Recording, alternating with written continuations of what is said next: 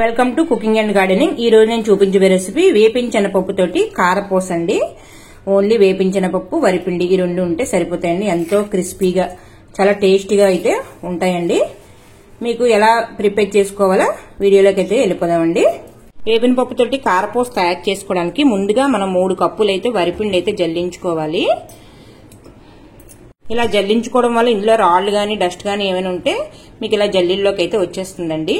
ఇలాగా మనం ఏ కప్పుతో అయితే వరిపిండి కొలుచుకున్నామో అదే కప్పుతోటి వేపించిన పప్పు ఇలా మెత్తగా మిక్సీ అయితే ఆడుకోవాలి. వేపిన పప్పును కూడా ఇలా మిక్సీ పట్టుకున్న తర్వాత దీన్ని కూడా ఇందులోకి మనం అయితే జల్లించుకోవాలండి. బాగాన పిండి బాగా జల్లించుకున్న తర్వాత అందులోకి 1 స్పూన్ వామ్ అయితే కొంచెం మిక్సీ ఆడుకుని వేసుకోవాలండి. రుచికి సరిపడా ఉప్పు అయితే వేసుకోవాలి. 1 స్పూను కారం వేసుకోండి. మీకు కారం ఎక్కువ కావాలంటే కొంచెం ఎక్కువ వేసుకోండి. ఇవన్నీ కూడా బాగా దగ్గరికి ఇలా కలుపుకోవాలండి. ఇలాగా పిండి అంతా కూడా కలిసేటట్టు మన స్టవ్ మీద నీళ్లు పెట్టుకుని 1 గ్లాసు వేడి నీళ్లు బాగా మరిగిన తర్వాత ఇందులోని వేసి కలుపుకోవాలి. బట్టరు ఏమీ వేయనవసరం లేదు ఇందులోని. వేడి నూనె కానీ బట్టర్ కానీ ఏమి వేయనవసరం లేదు. వేడి నీళ్ళు వేసుకుంటే సరిపోతుంది. ఈ వేడి నీళ్ళు అయితే ఇలా మనం 1 గ్లాసు వేసుకున్నాం కదా, ఇవి ఇలాగ వేసుకొని ఇలా దగ్గరికి మనం ఉంచుకోవాలండి. నీళ్లు బాగా వేడెక్కే కదండి, ఇందులో చేయి మటుకు పెట్టకండి, గరిటతోనే కలిపి కొంచెం దీన్ని ఇలా ఒక 10 నిమిషాల పాటు ఇలా ఉండనివ్వండి.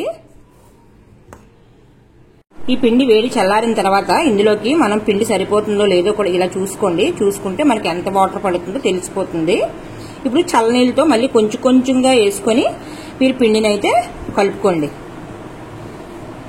పిండిని ఇలాగైతే మనం కలుపుకోవాలి. మనం వేపించిన పప్పు వేసాం కదండి, ఇందులో మనకి వాటర్ అయితే ఎక్కువగానే పడుతుంది.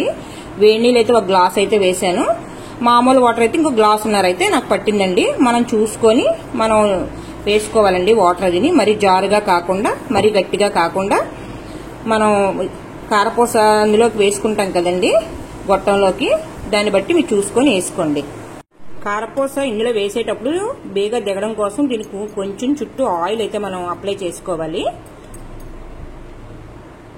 ఆయిల్ అప్లై చేసుకున్న తర్వాత దీంట్లోకి ఇంత పిండిని అయితే మనం తీసుకొని దీనికి ఎంతైతే సరిపోతుందో అంతైతే పెట్టుకోవాలండి.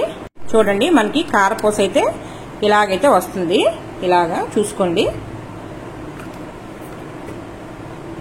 ఆయిల్ బాగా వేడెక్కిన తర్వాత మనం దీంతో అయితే ఒక్కసారి ఇలా తిప్పుకోవాలండి, అయితే వెంటనే విడిపోతాయి. ఈ కారపూస ఇలా వేసుకున్నాం కదా, మనం ఈ నూనె మరగడం ఆగుతుందండి. అది ఆగిన తర్వాత మనకి ఇది వేగిపోయినట్టని అర్థం అండి. చూసుకోండి, ఇది మనం వేడి నీళ్ళు వేసాం కాబట్టి మనకి బేగా అయితే వేగిపోతుంది. కారపూస ఇలా వచ్చిన తర్వాత అయితే మనం తీసుకోవాలండి.